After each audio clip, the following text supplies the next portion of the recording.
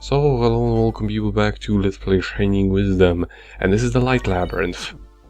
Shining Wisdom? You told me we'd be doing Diddy Kong Racing.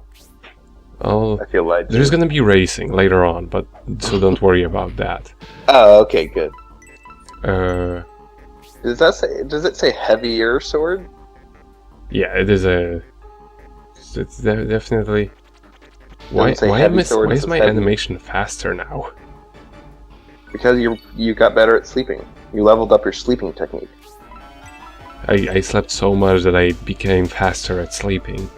But yeah, that's how RPGs work. Mm-hmm. But yeah, since now we have the Gale Orb, we can just say yep.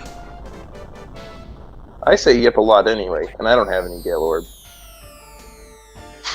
But yeah, I do love that. It's just like this whole track with like a whole bunch of pitfalls that you will likely have to die in a whole bunch of times before you get it right, and then you can just jump over there entirely. I mean, this is the meta in this game. Go fast and jump. Mm-hmm. Oh, and by the way, this is one of my favorite favorite things in this game. Normally you would think, oh wait, I need to press them in a specific order or some shit. No. Yeah. What you're actually supposed to do is somehow press them all at once. What was that? 100 crack fist. Why don't you show me all of the different orbs and with their with the punching gloves? That looks awesome. That one is awesome. There is also another one if you have fire equipped, then it summons a dragon, which I believe I do show eventually. Why is one of them just like a muscular dude's chest? That one is the protection one. Oh. So you summon a beefy bodyguard to protect you. I do wish that was the case, but no, it actually is just like increases your defense, but also prevents you from sometimes getting stunned. Okay. Well, it does have, like, on my first playthrough, I did actually use that one a lot, because it like I said before, it's pretty much doubled as you also go faster because you don't get interrupted as much. Yeah, not getting stunned is... But also I can just fly now, pretty much, so... And they do actually, like, the rules of that apply to the enemies also apply to you, and also I could have gotten this already if it weren't for the kids and the dog. I just haven't figured it out quite yet. What you have to do for it is you have to use the shoes and equip them with a blast orb. And then it flattens it for some reason. It's very unintuitive, actually. Yeah, you know, I gotta say, I don't think that the Blast Orb's translation is completely accurate. I think the better translation would have been something like Energy Orb or something like that. Yeah. Because... like, it does blow away leaves, but that's like the only thing that's blow-like. Oh, and look, we have to use the monkey again. We don't get the monkey music. No, that's a unique for the dungeon where you actually get it. But we did get to use the monkey at least, so we got that going for us. Yeah, I mean, even the less this is something that this game has above most Zelda titles, is just that you do actually use all of your abilities like in conjunction, and you know, after the dungeon when you get them. I mean, you use all of the Zelda abilities after the dungeon you get them in, except for like 2. Like some optional stuff you don't use, but. Well, all the key items, like, you know, you use the hook shot over and over. You use, I'm thinking of Link to the Past here, obviously. You use Pegasus boots constantly. You use that is true, but like what the gloves. What I meant like probably the one that like sticks with me the most is Twilight Princess and how the items were underutilized there. Oh yeah, you have a giant wrecking ball. Surely we'll find lots of uses for this throughout the game. Nope. Actually, or the freaking Beyblade, which has the entire dungeon designed around it, and it's really cool. And then you use it like twice more after you get it. Yes. I thought Twilight Princess was really neat, but I did not enjoy playing it. Like, does that make sense? It was cool. Or another biggest offender, the freaking rod that makes the statues come back to life. Oh yeah. Remember that thing? It was so cool, but you never get to use it after you get it in the dungeon. Yeah. Because like no, you use it 5 more times to literally move a statue a step further. That's everything. And whereas in the dungeon before, it was actually used for like really intricate and fun puzzles or even fighting. Yeah, no, it was a lot of problems. But, a little originality just completely underutilized. And this is actually where I figured out. Yeah. This is actually where I came into a wall and figured out this is what you have to do. And this... Maybe they're not supposed to be flattened. Maybe they're supposed to get, like, blown away. Maybe, but like... But it definitely looks like they got flattened. Yeah. By the way, this hazard that's coming up right now, I've never actually beaten it the way that you're intended to beat it. On my first run, I actually sort of went right between them, without even the special shoes or the Gale Orb. Nice. So what are you supposed to do? Just timing? What you're actually supposed to do is equip the glove, put the ice orb on, and glove with ice orb equals mirror. Ah, nifty. It's actually useful for something else in the optional dungeon that's coming up, which is actually where I discovered that is what it does. Because, like I said, on my first run, I haven't figured out the mirror thing yet, and this time I'm not going to be cutting it because I am getting back to a place that I was supposed to go to, and it's just here. Oh, there we go. So I didn't miss out. So I don't miss out on the thing. The only annoying thing about this power up is that it absolutely requires that you're at the speed of 5. Gotcha. Which makes but at least that scorpion was being very polite and not stepping off the ice to hurt you. Yeah, I think it just got stuck. No, he's just a polite scorpion. Scorpions are never polite. Same as bats. Or evil clouds. Like that one. Did you know that scorpions actually have, like, migration paths? Like, they migrate. So, there's a bunch of houses in Arizona where it's like, well, we get a lot of scorpions in the house because... or in the yard because we're on a migration path. But like, at the very... Well, scorpions for the most part, at the very least, usually aren't that dangerous unless you're like a child. Oh yeah, you're not gonna die from getting stung. They're like bees. No, they're a little bit worse than bees, but... I mean, like, comparably, most of them. Like, if they look dangerous, they usually aren't. If they're tiny, though, they can be very poisonous. Yeah, we have a lot of... Like, all of the ones that are here are poisonous. I mean, but everything in Arizona is poisonous. I mean, we have the 2 most poisonous spiders. No, I mean, most poisonous ones that bite people. All of our... I'm pretty sure most arachnids are poisonous. I just mean, like, poisonous as in... They could be harmful to you You know, like the tinier they are, the more harmful they are. And here we are going to do the biggest pain in the ass optional dungeon there is in the game, but thankfully it comes with a band-aid solution to it in a way. Like it's not as bad. It could have been like absolute hell. And now see, the vine has grown because we have advanced in the story. Getting the shining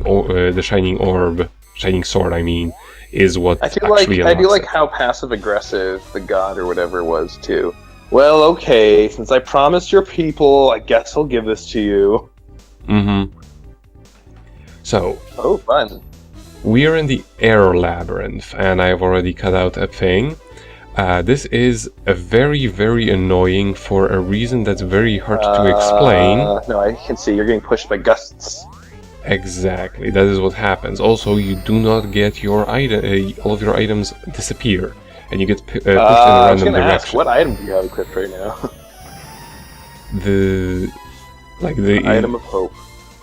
Exactly. You don't have any items.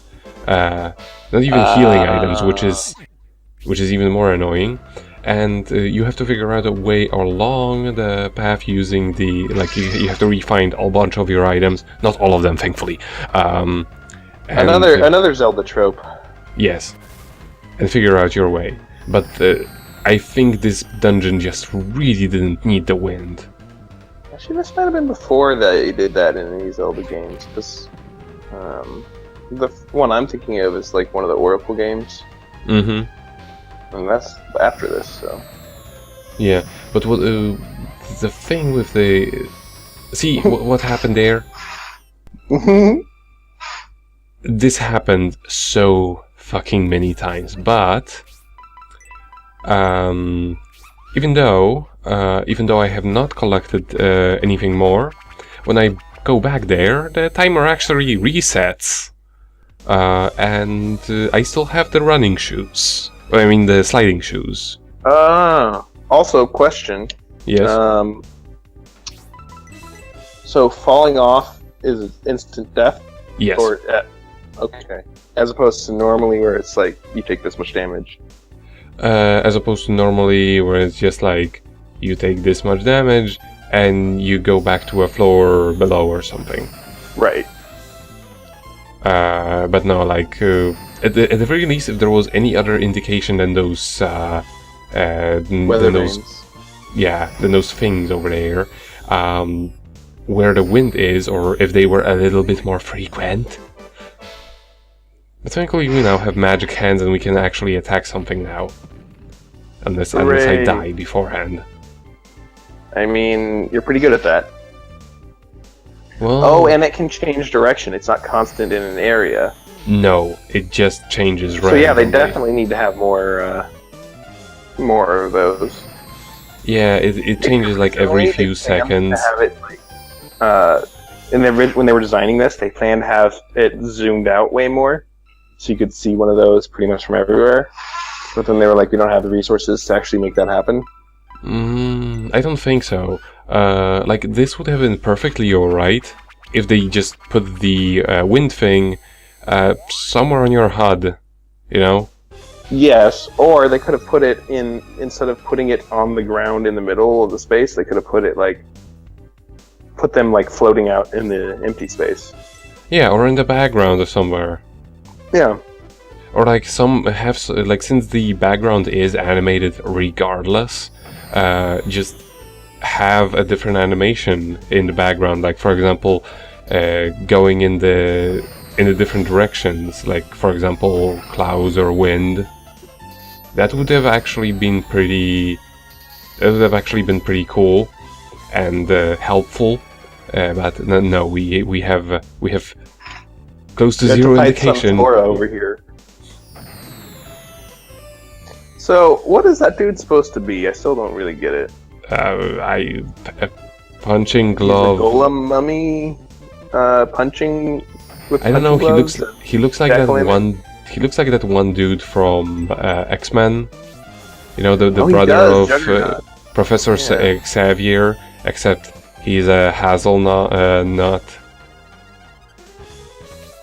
Oh, I think he looks like Juggernaut. Ah, that one.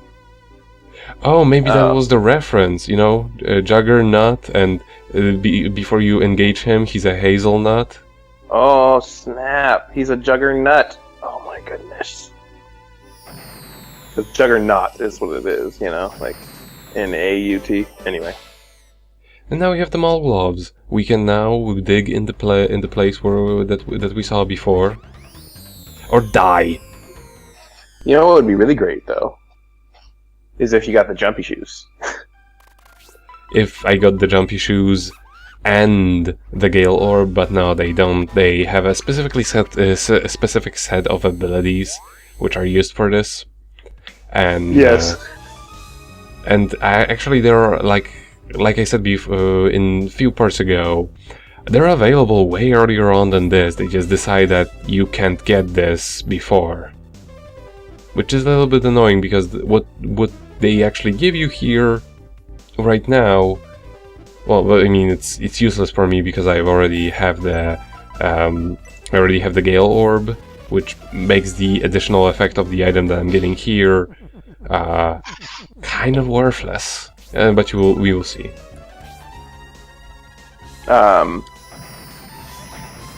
What was that? That was one of the scorpions.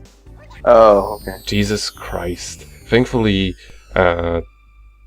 the areas are not sequential, so to say, you know?